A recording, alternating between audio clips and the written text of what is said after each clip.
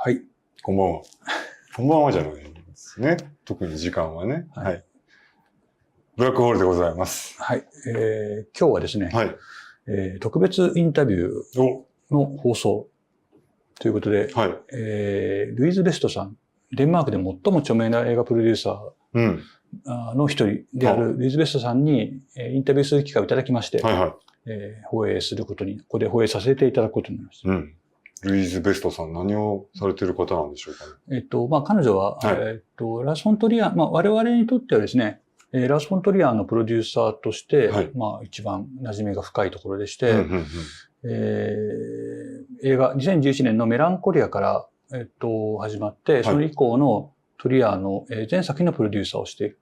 で、最新作のキングダム・エクソダスも、のプロデュースもやってらっしゃるんですね。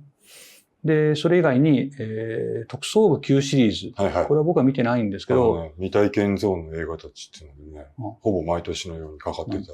面白いんですよ、特捜部9シリーズね。はい。最初の4作品もプロデュースしている。で、さらに、2010年、デンマークで大ヒットしたコメディ、クラウンもプロデュース。同作はサッシャ・バロン公演主演でリメイクが決定している。過去10年間のデンマーク興行収入トップ10のうち5作品は彼女のプロデュース作品という半分。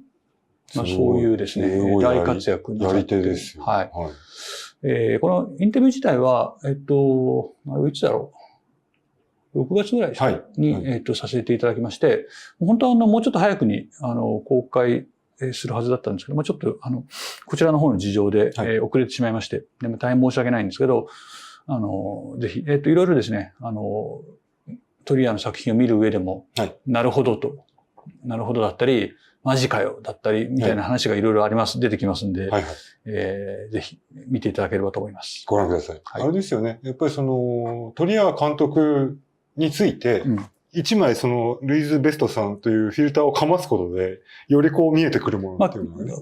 正直トリアさんには、トリアには、ちょっと聞けないよねみたいな話もだいぶ話してくれたんで。突っ込んでみました。はい。面白かったです。で、あといろいろね、それを超えて、デンマークのデンマーク映画界でのプロデューサーっていうことで、いろいろ苦労も、楽しいこともあるみたいで、そういう話もいろいろしていただきましたんで。はい。はい。ぜひご覧ください。Hi, nice to meet you. It's very honored to. I'm very honored to meet you. Thank you for accepting our interview. Of course. Thank you. And I like your background. Oh well, yeah. It's just my office and just books and this is small me. Oh, fantastic! That's great. Persona non grata. I love the T-shirt. I appreciate it. Yeah, I appreciate that you're wearing it. We had a lot of fun making it, so thank you for showing it still. Yeah. You're welcome. キングダムの25年目 ?25 年ぶり ?4 年ぶり。24年ぶりの続編が作られて、それは公開され、日本で映画として公開されるということで、そもそもですね、なぜいきなりこの25年ぶりに作られることになったのか、最初のキングダムの時には、ルイーズさんはいらっしゃらなかったでいいんですかね。Correct. Yeah, it actually started because the series was really famous in Denmark when it came out in the first place.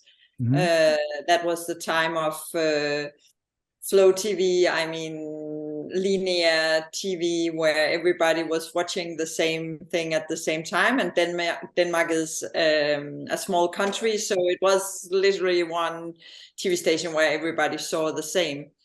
Then another one came in, so we had 2 TV stations. So it was like the whole Denmark was watching this series, and since then, because the Lars von Trier originally thought of the series as a 3-season piece.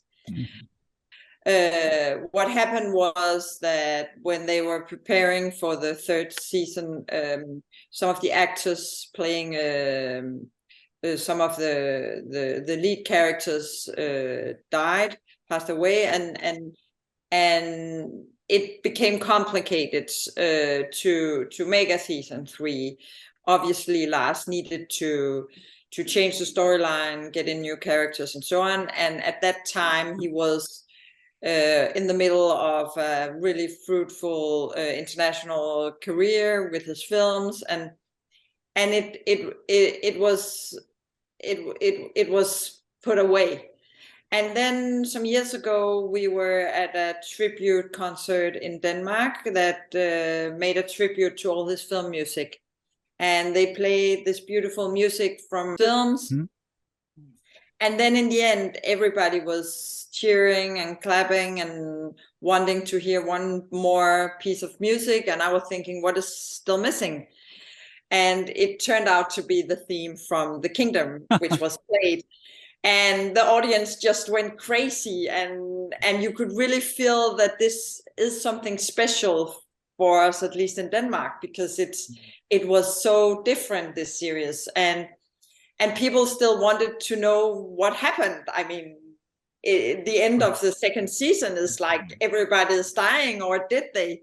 So we walked away from the concert, and Lars was really, I think, surprised and overwhelmed on how well this theme was received. And then he looked at me and said, "Okay, maybe we should take a look on this season 3." and yeah, the rest is history. あ、じゃあ僕もいいですか？ちょっと質問してよろしいですか？これまでメランコリア、それからニンフォマニアック、それからですね、キングダム、エクソダスと、もちろんラス・フォントリア監督の作品だけに限った話ではなくて、ご自身プロデューサーということで、どんな映画にも必ず、チャレンジはあったり、非常に難しいことが、常に発生するのが映画作りということだと思うんですけども、特にこのラス・フォントリア監督とご一緒に作業されたメランコリア、ニンフォマニアックの、ボリューム1、ボリューム2、それから、キングダム、エクソダスで、の撮影版というかプロダクションにおいて、非常にチャレンジングだと感じた思い出などあれば、ちょっとお聞かせ願いたいです。I have a long list.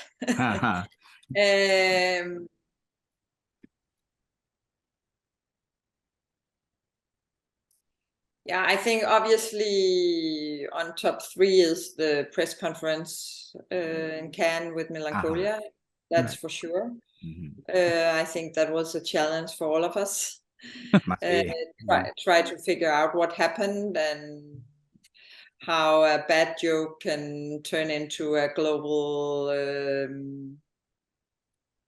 disaster for a small film company like ours. We survived, luckily, and I think that made that good point that we have to protect the ability of the artists to have discussions, even though they are trying to provoke or go into controversial discussions. I think it's very important that we keep on discussing aspects of even the difficult things.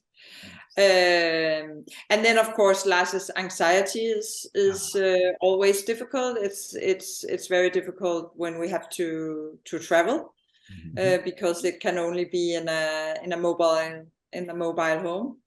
And that, of course, takes some time when you have to move around. So that's also a specific challenge. And then, of course, when we had to do Exodus, I think that 2 days before we started filming, Lars said to me, "I'm not sure I can enter a hospital." Oh. And it was like, but Lars, the whole story is about the hospital. I mean, everything you wrote is in that hospital. So you are walking into that hospital. And then it couldn't be too high in the building, and we had to shoot some of the scenes in Exodus is shot on the roof of the main hospital in Copenhagen. We also at the helicopter platform, and when we were standing on the roof, we had to build. It was on the time of Corona, so we couldn't. The only way to get out on the roof, not the helicopter platform, but on the roof, was to go through the cancer children department of the hospital, which we couldn't because it was Corona, and we didn't want to disturb that department. So we need to build, the stairs outside of the building to take all the equipment and the gear and the crew up on the roof. And Lars just said, I can't do that. So we had to, wire up, and then he was at the ground in his mobile home with the connection to the camera and all the crew on the roof, and we made it, so it's stuff like that is challenging working with Lars. But on the other hand, he's very, very understanding for obstructions with the budget and financing and production limitations and so on. He's very good at saying, okay, if this is impossible, we will just find another way. I mean, he's using these obstacles as creative gasoline in a way. I see. Wow. Thank you. ごめんなさい。ちょっとよくわからなかったんですけど、モバイルフォンでしか喋らないっていうのは、モバイルホームじゃないですか。モバイルホーム？だから、トレーラーにいるってことじゃないですか。Luis, can you clarify when you say mobile home when he travels? Is that like a trailer? Yeah, that's like, this where you are not having the camping wagon on the end of the car. It's a camping car where you sleep and I mean it's these I don't know if it's called, maybe it's just called a trailer. It's a car with a camping room inside of it. 今でも陸路の移動をされるってことですよね。No, and no, never flies. That's the first thing. But then sailing is not good. That's really difficult as well. And bridges are not the best thing either. Bridges. Yeah, bridges. Even in a car. No. So, and Denmark, we are living at Zealand.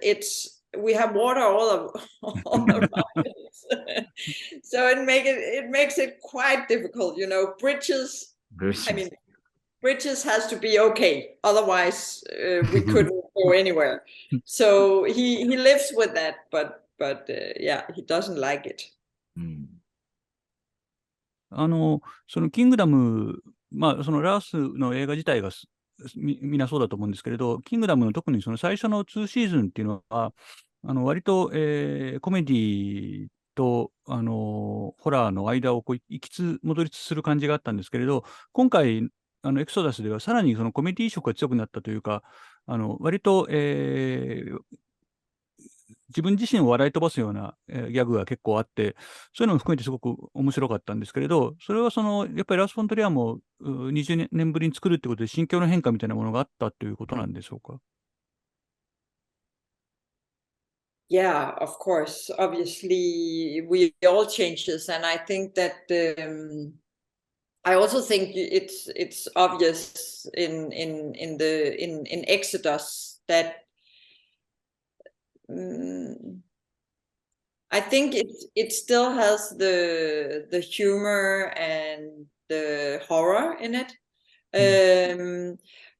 but I think it dwells more with the spiritual aspects of the story, and it moves away a little bit more away from the everyday life of a hospital and more into the hidden agendas and hidden aspects of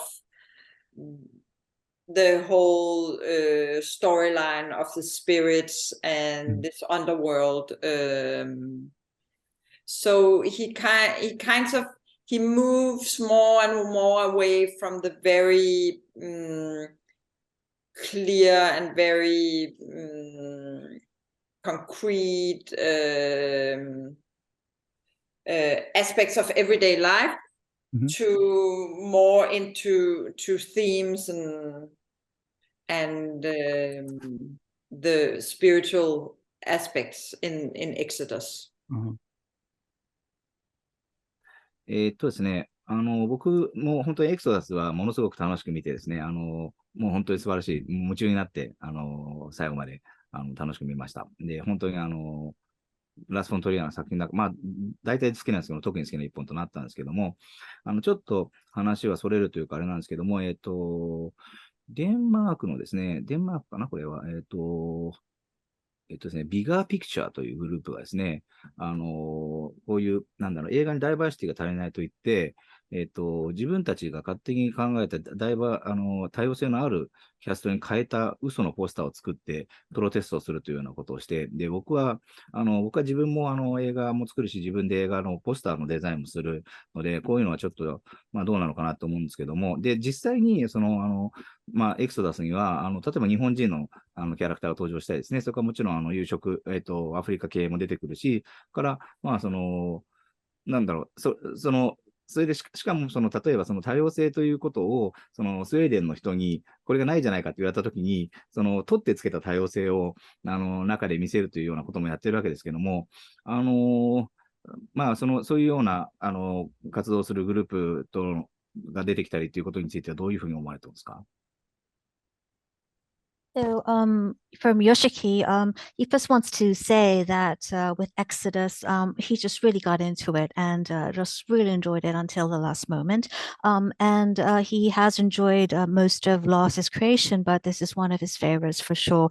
This is steering a little bit away from Kingdom itself, but he knows that there's a group called The Bigger Picture, who in Denmark that is calling for more diversity, and they actually with sort of assemble their own cast, which yeah, that they one.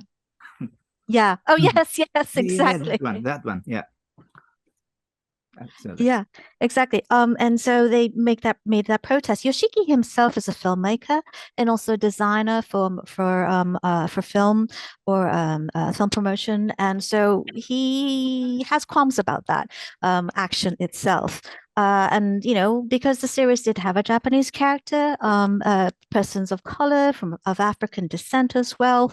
But how do you feel about a group like this and what they're doing? I mean, Centropa is more or less built on activism. So we are always supporting every kind of activism that wants to start a discussion. So I'm really supporting a bigger picture. I think the conversation is really important. And I think they did it in a really funny way. And as a big international film company as Centropa, you have to be able to take a little bit of satire and criticism on your product. On the other hand, I totally also support Lars's, artistic freedom. I think that one of the biggest challenges in the film business right now is access.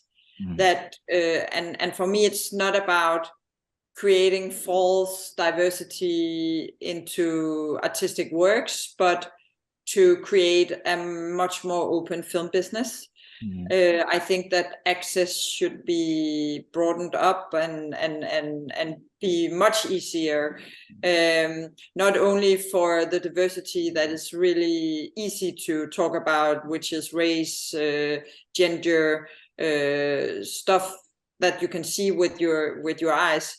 We have lots of groups in society that is never represented in films and series, and that you are not able to see. I mean, so it's complicated in front of the camera, but I think behind the camera, there are no excuses for creating access for all groups. And I think, on the other hand, if we're talking about in front of the camera, I think that all art should represent the society that it's created for.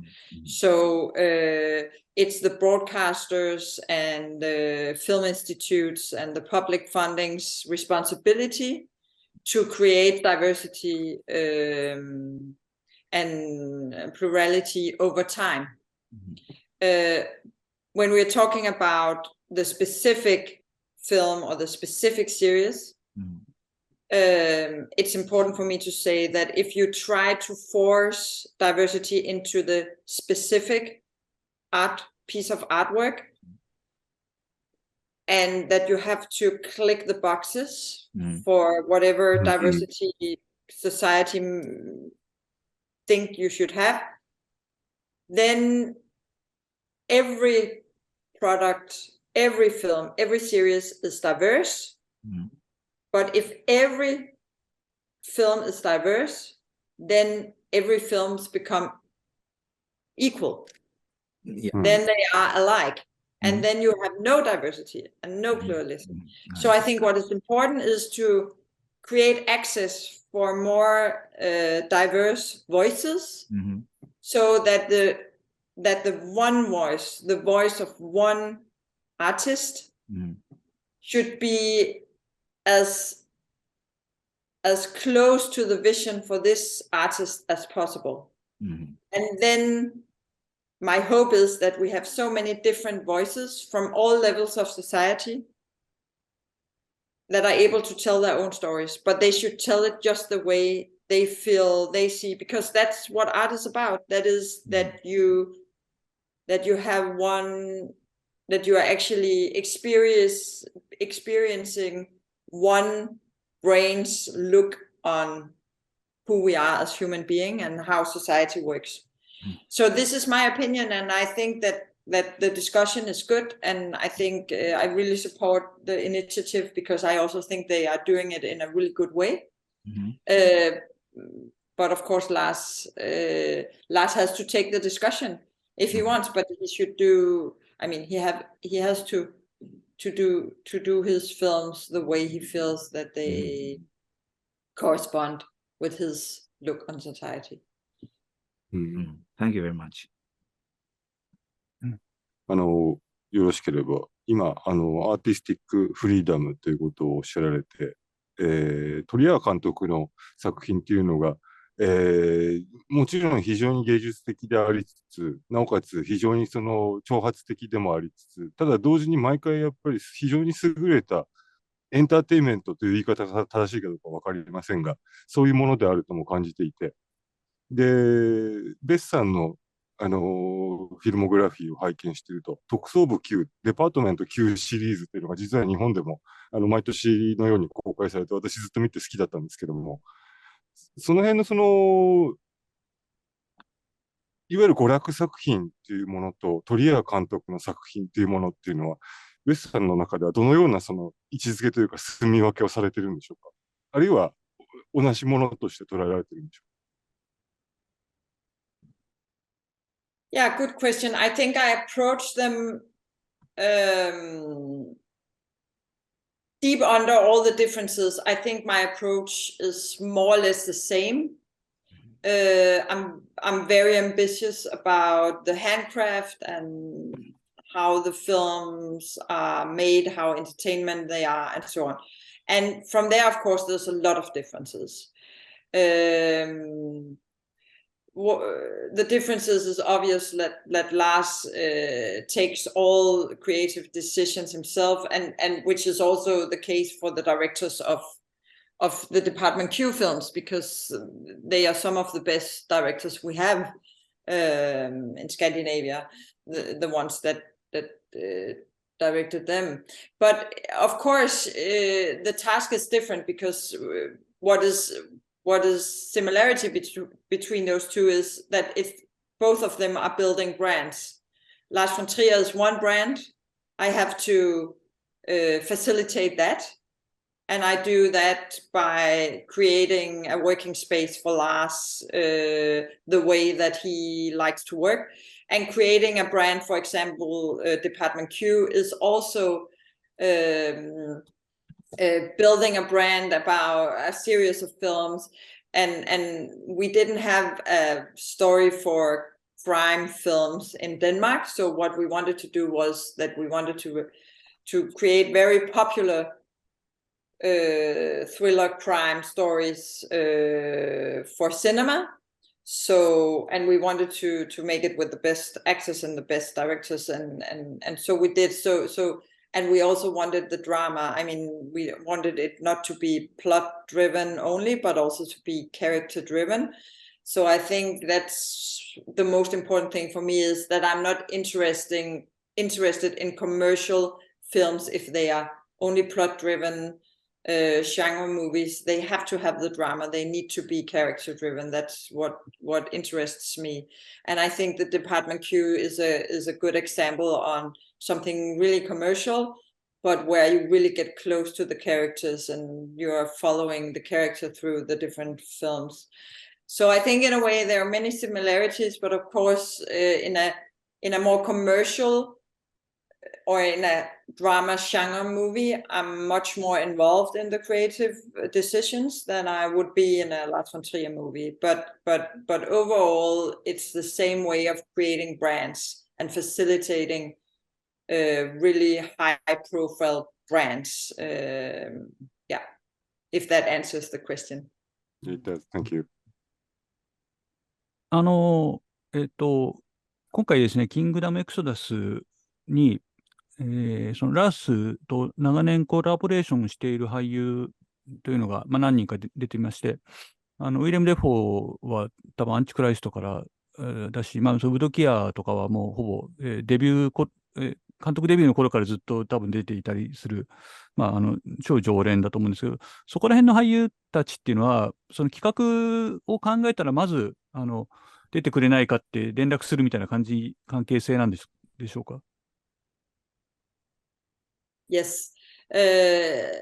Normally Lars knows more or less who he wants to play the lead characters of the different films.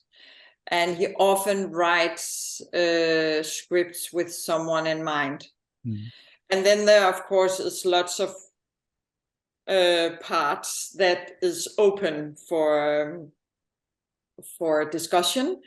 Lars is, I wouldn't call it a problem because I really like his theory, but he hasn't watched any film since he left film school.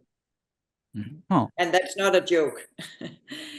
His theory is that he didn't want to be affected by or infected, I don't know, by influenced by other filmmakers' ideas of storytelling and filmmaking.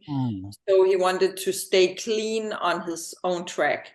So he saw all the big films of the film history, of course, when he was in film school. But after that point, he only watched a film if he needs to watch an actor or for a specific reason.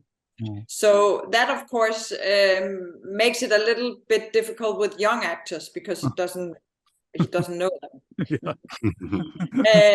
So there he needs some help. But the 50+ actors, he's very, of course, it's very home in that category and very specific on what he wants. それでなんか我々が見ても馴染みのある役者が多く出てくることになるんですかね。Yeah, probably.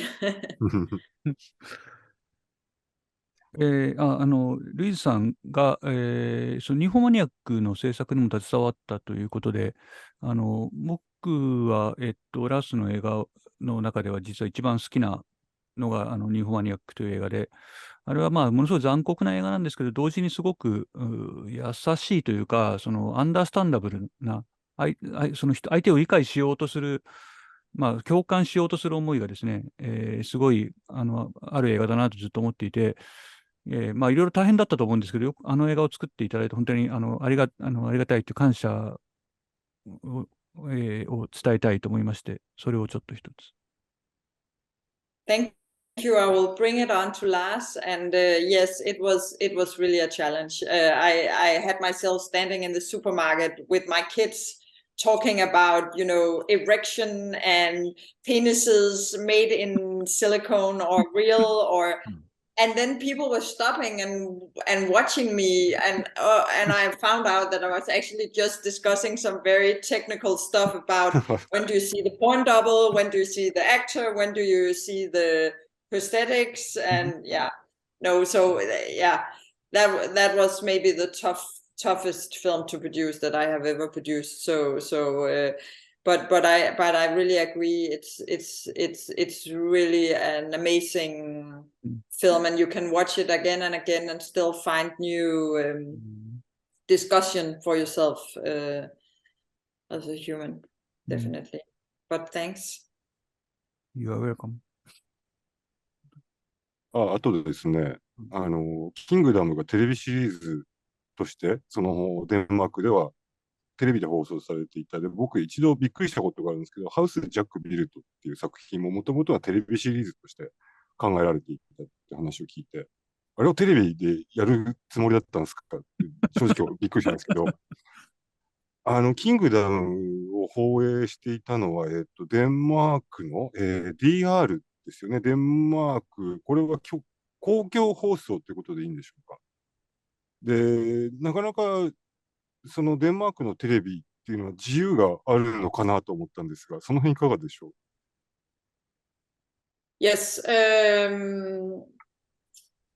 Yes, DR is a national broadcaster. It's 100% owned by the Danish state, and it's paid by over the tax. So you don't pay, I mean, it's for free. Everybody can see everything on DR because you pay for having that access with your tax.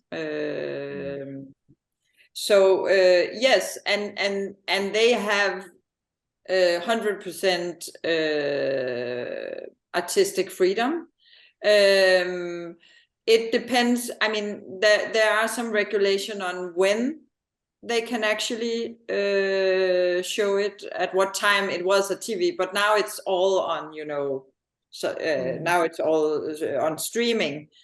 And I think if you will probably not be able to enter, but if you go there and you go to something called P3, which is the youth part of the thing, they right now have a program series documentary about sex and young people, and you see, I mean, you see genitals, you see everything. You actually. They are very, very.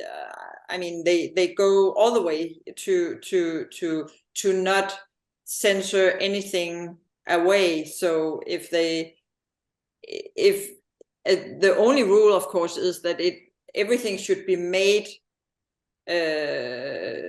after the law, that and in a good working environment, and you cannot. I mean, everything should be. I mean, but they have like I have the feeling that the artistic freedom should be that if you do things in a proper way and in a legal way, then you can show and tell everything.